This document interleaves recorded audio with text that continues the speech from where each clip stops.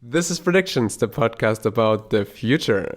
I'm your host, Konstantin, and I'm here with my brother, Ingmar. Hi, today we want to talk about space debris, if it will block us from accessing space, and how we could possibly solve that problem.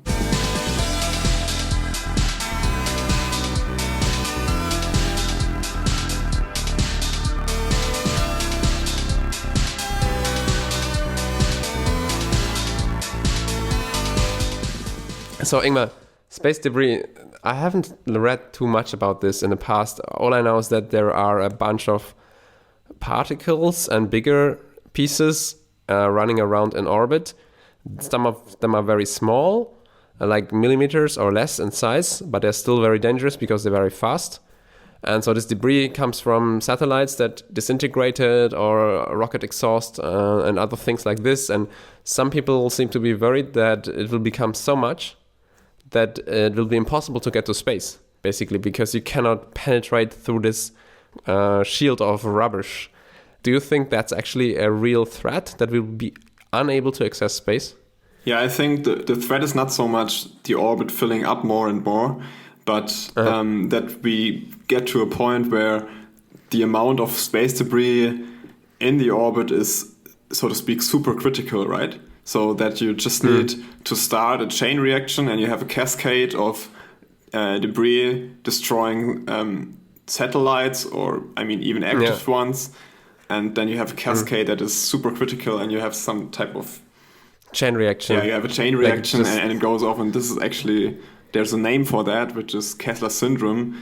So I think this is really the worry here, that we keep on filling up the orbit and we don't really realize that we are already at this point, and then some event happens that from one day to the other blocks us completely from accessing space.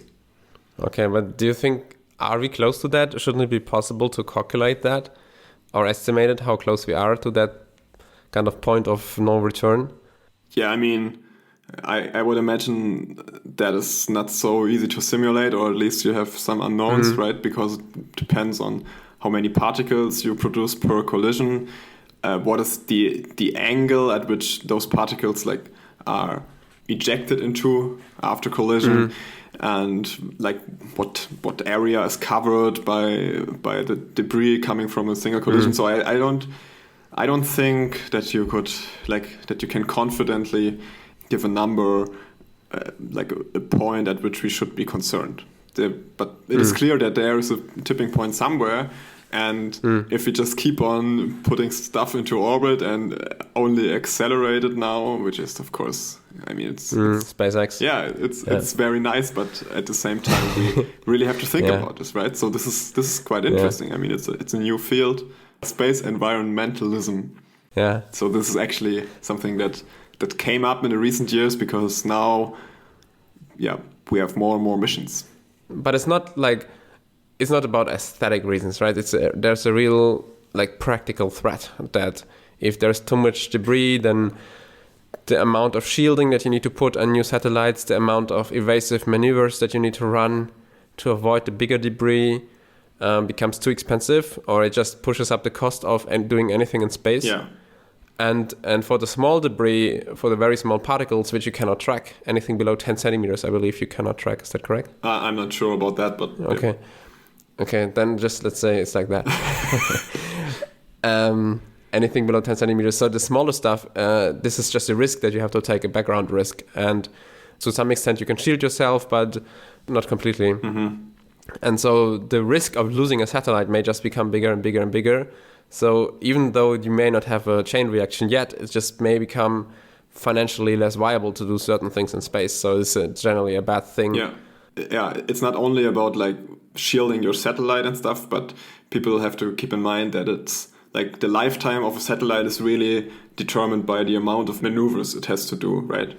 If you have a satellite and you have to keep avoiding other debris flying around, this really just limits your lifetime, because at some point the fuel is empty and then your satellite is useless.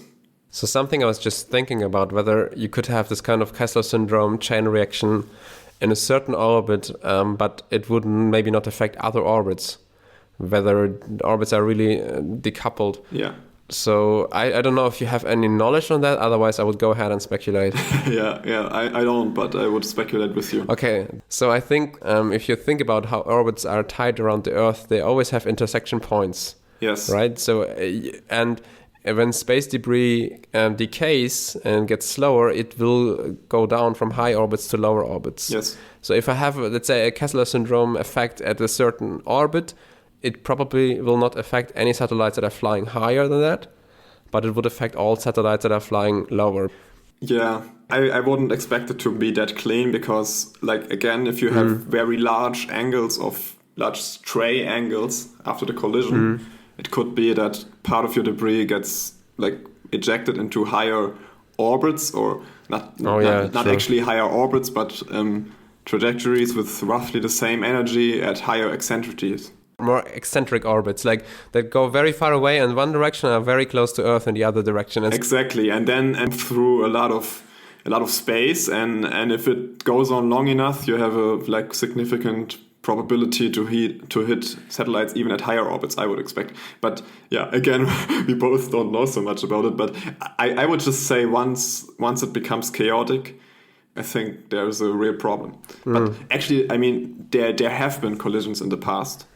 And there have actually also been intentional collisions of nations showing off their military skills by shooting satellites in orbit, which is pretty. I mean, it's a pretty bad thing to do, but I mean, the US started it, and then China had to one-up them and also do it, and then India a little bit later did the same thing, and I guess it's seen as a strategic thing that you have to prove that you're able to do this. Yeah, I mean, it's a little bit like nuclear tests, right? You have to show it, and it's not really helping anybody. Yeah, so there have been these kind of collisions, and they are mostly contained now. So there are orbits which are just polluted now, but of course, like depending on the height, stuff in orbit is also deorbiting itself, right? Because there's still a little bit of leftover drag in lower altitudes from leftovers of the atmosphere, so to speak. So it doesn't stay there forever, but it stays there for a significantly long time. But this would be an argument that the orbits are at least to some degree decoupled, right? So this Indian satellite, which was shot down with a ground-based rocket, now it's in a certain orbit, but it's not affecting all other orbits. Yeah, that's definitely a thing. But I think the Kessler syndrome really describes a catastrophe where you have from one moment to the other stuff exploding in all orbits because you have just too much stuff there, so orbits become coupled, right? Yeah, okay. I see. But for me, I always have this problem, almost like a fallacy, that I always extrapolate everything into infinity, into the future. So for me, if I hear that, so all satellites basically that are going around Earth right now, they experience some amount of drag. So at some point they will deorbit. And actually the big stuff, which has a bigger mass to surface ratio, will deorbit slower, but this big stuff you can also track with telescopes. And as I said, everything above 10 centimeters, not a verified fact, but true for this podcast. And small stuff, which is lighter, right? It's like throwing, I don't know, a piece of paper through the air. So it has a much lower mass to surface ratio. So this light stuff will deorbit faster because it experiences. So the drag has a bigger impact on it because it has less momentum. Yeah. So you kind of have this going in favor for you. And of course, the question is, are we talking about years, months, or decades here? But a lot of the stuff from this Indian collision has already deorbited. Yes. And again, this can be a fallacy if you say, okay, 95% has been deorbited, but these 5% that remain are actually super harmful. Then it doesn't help you much that 95% have deorbited. Yeah. But for me, the question is like, imagine we experience a Kessler syndrome. Would we have to wait decades, or would we have to wait just 1 or 2 years and then we would be able to shoot stuff up again? I think that is really, I think that depends a lot on the orbit, on the altitude. For example, I think that the SpaceX Starlink satellites are designed to deorbit within a year. I think, don't quote me on that, but so that's like a manageable time frame. But geostationary orbit, for example, so the orbit that is where the satellites move as fast as the Earth rotates around itself, I think that is at around 40,000 kilometers above Earth, and there you have basically no atmospheric drag, and everything, like removing the satellites from their circular orbit there, is like forces from the moon pulling on them. Oh, really? Okay. And that kind of stuff. I think the drag argument, so to speak, only works for the low altitudes. And I mean, geostationary orbit is also a very important place for us, right? Because this is where all the communication satellites have to be. Okay. But maybe there is more space because it's more outside. Maybe there's less of an issue. Yeah, but also you only can use one inclination, and so I mean it's already quite crowded actually. Okay.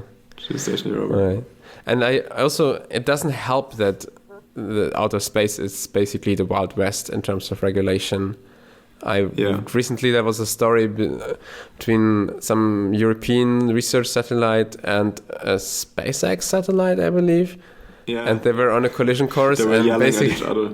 Yeah, there was a game of chicken, like you move, no, you move, no, you move. And at the end, I think the Europeans moved. I'm not sure. They had to move, and then they complained about it. And I think they had different ideas about what is a reasonable risk to take. So, yeah, so of to course. speak, SpaceX was a little bit more on the, that's still okay side. And I think ESA has like a threshold of a 1/10,000 probability that is too much for them. So then they avoid, and And they were quite angry at SpaceX, and SpaceX claimed that it was some type of communication mistake. I don't believe them. I think what's going on is that they have a lot of satellites in space. They don't really worry that much about losing one of them, and they know that the stakes are higher for a European research project. It's like you're getting into a fight with somebody and you have a dirty car and they have a nice car, and they kind of know that you don't mind getting attention. Their car. You don't care. Well, I mean, we really don't know. I mean, it's also bad for SpaceX if they pollute their orbit where they want to put their satellites in. I mean, they try to launch a constellation. I don't think they are so fond of the idea of having debris everywhere. I don't know. I mean, it's hard to say. But this kind of, we're getting very deep into game theory territory. Also, this other question, like my satellite, if I deorbit it, it costs me extra money. But if I don't deorbit it, it pollutes the orbit. And so it costs other people more money because they need to avoid more stuff. But for me, it's cheaper. Yeah. So you can get a kind of this prisoner's dilemma. And for me, always when you talk a lot about this kind of game theory games, this means that this is an unregulated space, right? Because in daily life, I'm not thinking about, if I take away this from you, then you can do this to me. No, there's like there are laws and there's police and there's a regulation. And if you get into these kind of arguments about who has to lose more, who's going to move first, games of chicken, then usually this is a sign that there is a need to regulate for the greater common good, to enable an economy there. And that's not happening. There are regulations. I don't know what is actually the regulation that was in place for this dispute between ESA and SpaceX. But for example, if you launch a satellite from US soil, you have to comply with some measures, or you have to have a plan to deorbit your satellite if it's in low Earth orbit, or to put it to a graveyard orbit if it's in geostationary, where, by the way, you can't really deorbit stuff anymore because it just needs way too much energy. So you just put them up into another pretty useless orbit where nobody cares. So if you, for example, if you launch a rocket from US soil, you have to deorbit the second stage. And it's not so clear that this has to happen. For example, the second stages from the Apollo program, they're still floating around, so the Saturn V second stages. And I think they're actually the biggest pieces of space debris still in orbit, because they're pretty massive, and all the space stations, they are larger, but they are deorbited. And so there are regulations, but they are national. That's the point. Yeah. Again, you have the problem that I can come in as a nation that doesn't care, and I make my own rules. And then you have this kind of, at least you don't have individual companies playing games of chicken, but you have nations playing games of chicken with each other. And maybe this was also an issue because SpaceX was an American company and ESA, or whatever this satellite was a European satellite. And again, this was not a space debris thing in itself because those were both functional satellites, but it just illustrates this conflict of interest. Yes. And so I was thinking about this, like how it's done in other parts of politics. For example, international waters, they're also not owned by any nations, and the ships just follow certain rules. But I guess that's less congested, right? It's less tight. Yeah. And also there you still have, usually you have kind of a power claiming that sea, right? At least an alliance of nations that have their military boats patrolling those seas. And so there is actually some amount of political oversight even on the open oceans. And so I don't think that serves very much as a blueprint for space. Yeah, and I mean, even in international waters, maybe there's like space that is not as regulated, but the problem is that really in orbit is already quite filled with satellites. So there's actually not much space, and on the ocean there's little probability of colliding with another ship. And also people just don't leave their ships there once they don't need them anymore. Well, they do, but they tend to go down to the ocean. Right. Maybe. So, yeah, I think this is a unique situation because we are really in an environment that every nation or many nations kind of have access to, and space is really limited. And you kind of have to come to terms how to, like, who owns the space and how you should treat it in order to keep it clean for people after you, right? This is really a unique situation, I would say.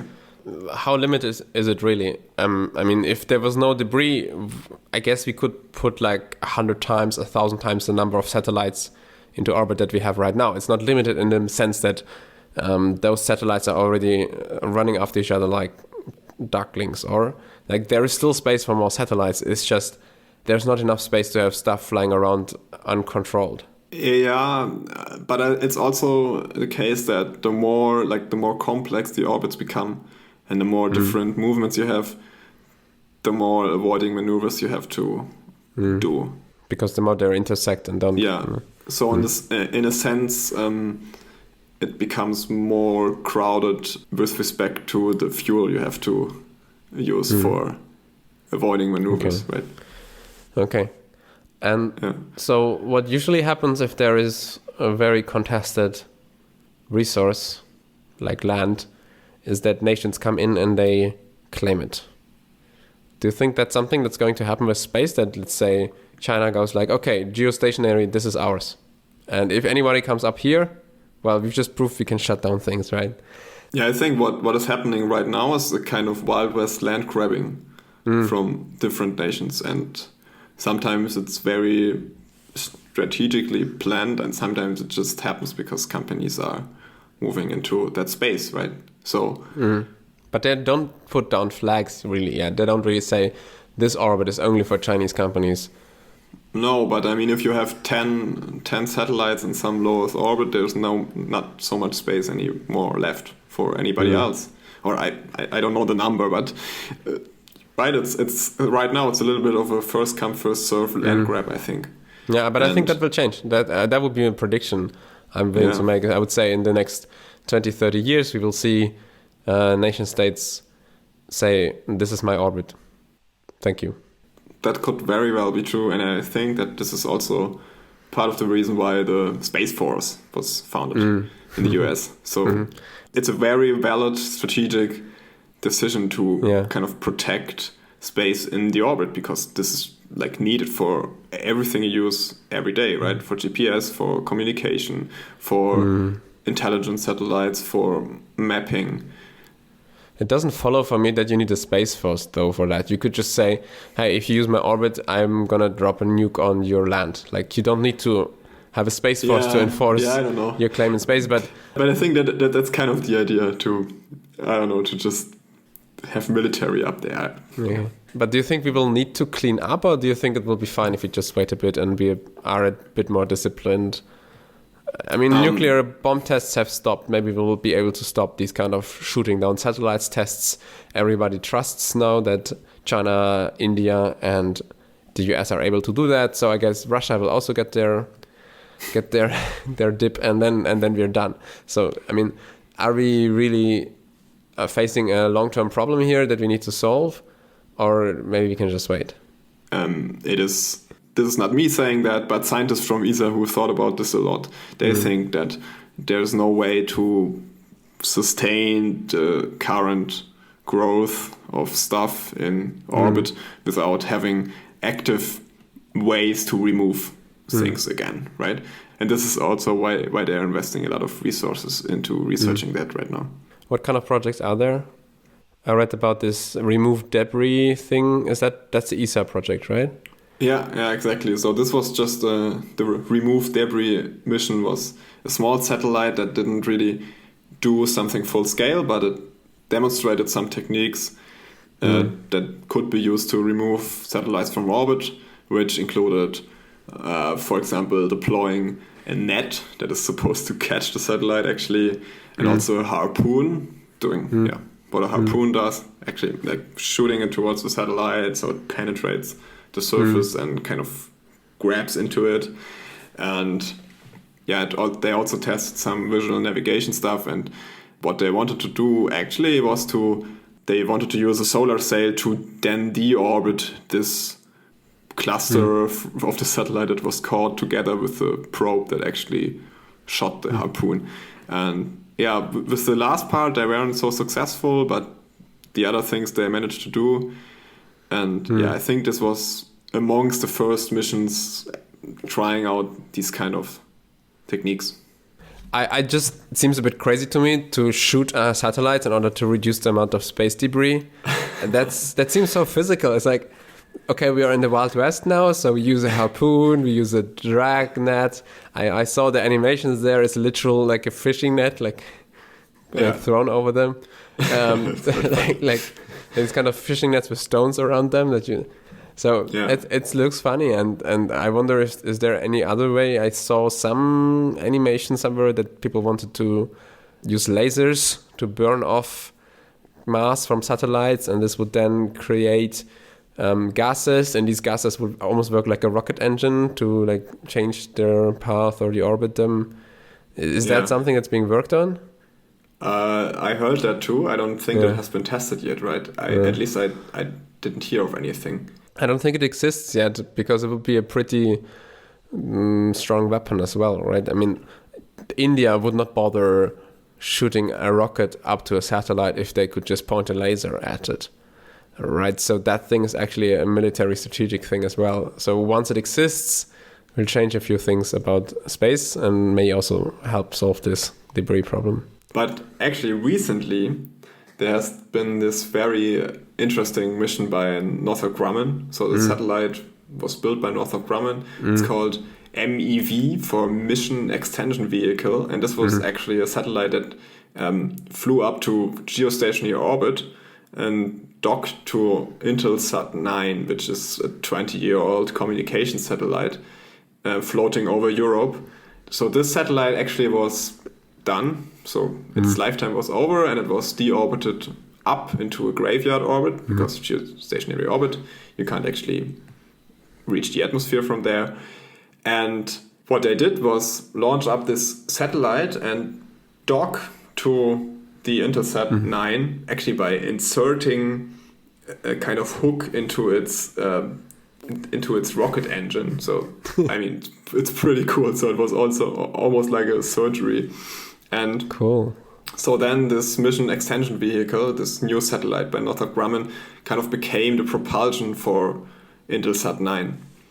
And this already happened in I think at the end of February or so.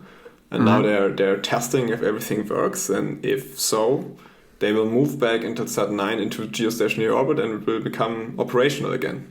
So this is actually quite cool. So the satellite had still enough energy to run the communications. It just didn't have enough fuel anymore to keep its orbit. Exactly, because the problem in geostationary orbit is that you have those satellites and their orbit is constantly disturbed by the moon because gravitational pull of the Earth is not so strong anymore, so the moon becomes kind of competitive or comparable in force. And they also constantly need to counter that, and this is just why there's some point at which they run out of fuel. So this MEV actually will remain attached to Intelsat 9 for quite some time, and if Intelsat 9 happens to fail before the end of the mission, the MEV actually can detach again and attach to another satellite as well. Oh, cool. And I mean, it's quite an interesting mission, and you also have to keep in mind that those satellites, like Intelsat 9, it was built 20 years ago, and nobody had in mind such a mission back then. Smart enough to leave a hole for a hook. Yeah, I mean, it's literally the engine nozzle, right? So okay. This is, so there's no way to build a rocket engine without a nozzle, and this is what they used. But I'm wondering, so this MEV thing, it doesn't really solve the debris problem, because I guess Intelsat would also have been able to push themselves to a parking orbit on its remaining fuel. It's more of a thing like, okay, we can extend the lifetime of satellites indirectly. It's like recycling, right? It also reduces the amount of waste. Yeah, but if a satellite fails in an unexpected way, so it's not in its graveyard, but somewhere else, it's very practical to have those kind of tugboats floating around that can just like sort the satellites into graveyard orbits, and also if you're at lower altitudes, and this is actually an ESA mission that is planned to launch in 2025, you can attach the MEV, or how it is called at ESA, I don't know, to the satellite and then deorbit together with the new propulsion, right? Pretty expensive though. Right now, it's still not so expensive to pollute orbital space, but maybe we are at this point in the future where it actually is, and also launch costs probably go down. Yes, and this mission is called Clear Space 1, and it is supposed to deorbit the Vespa upper stage, which is some type of upper stage from a ESA rocket, I think. I mean, for this to be viable, you need enforcement, right? And you need to have an incentive for companies to actually pay for that. And that means that you kind of need to solve this collaboration problem between nations. Yes. I'm not super confident there, but I agree with you. This will become a much, much, much, much bigger problem in the coming years. Simply for a simple economic reason, it's much cheaper now to put stuff into space. Before, the amount of stuff that you could put into space was basically more limited due to it just being very expensive. So the players that put stuff in there, they kind of all knew each other. They kind of maybe were acting more responsible. But now it is easier to put things into space. So simply people will put more things into space. I mean, that's the whole point of it, right? And then there will be more rubbish. It's like when a tourist destination that has been very hard to reach suddenly gets an access with a railroad or a highway, and suddenly it's trashed all over. Yeah. I guess that's a pretty safe prediction to make, that this space debris problem will become more critical. Yeah, I would also predict that some nations will start claiming certain orbits and just enforce certain discipline in these orbits. Of course, always to their own benefit. And then it remains to be seen how this collaboration works out. But I feel that the times where space was something where everybody could go into and just shoot up a satellite after basically just registering it, these times are kind of over. Yeah, I would agree. We are kind of at this threshold where the Wild West times are coming to an end. Yeah. And as you said, the cost of polluting orbital environment go up, and the cost of launching go down. So I think this will only become more pronounced in the future. And for example, what I would love to see is some type of international fund for, I don't know, like cleaning up fee, right? Everybody who puts up stuff into orbit has to pay some amount that is depending on the size of the payload, and also on the type of orbit, and on the probability to fail, and all that kind of stuff. into some international fund, and this is then used to fund missions like those mission extension vehicles that then act like tugboats and kind of make sure everything works out. I mean, you could do what we do with bottles here in Europe, that you have a deposit on them, and then if you collect them, you get a deposit. So you can. No, but this is basically what this fund would be, right? This is the bottle deposit is also a fund that's being paid out when you return the bottle. So basically, if you grab a satellite, bring it down, or a certain amount of mass you bring down from space, you get a little payout, and that fund is being funded by everybody who launches. Yeah, I love that. That's a very German idea. So now we have fund in orbit. That's quite cool.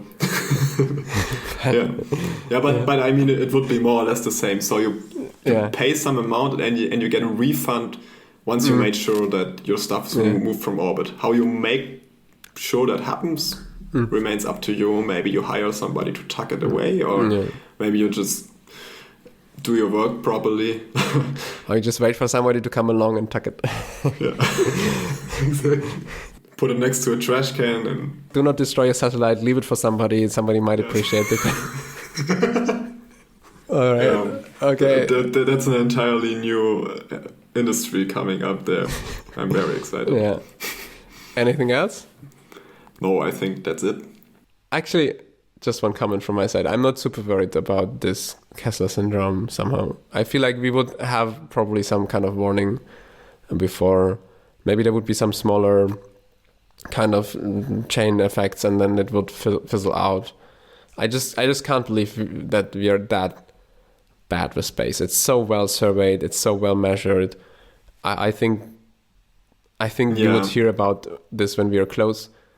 But I think there will be an issue with debris. I think it will raise the cost of satellites, and I think the idea that there's like this one doomsday, and after that you can't leave Earth anymore, I don't think that's very likely. But I mean, who knows?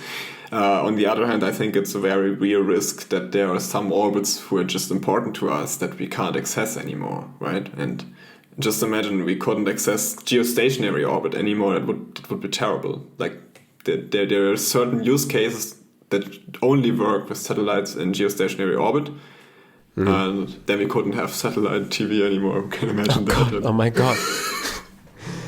No, but for real, I mean, that could happen. I also think it just may raise the cost, right? It doesn't have to be a all or nothing thing. It could be a soft thing where the cost of evading other satellites and the risk of losing satellites increases so much that certain businesses and beneficial activities that would have been possible before would not be possible anymore. And so you may not even know what you're missing out.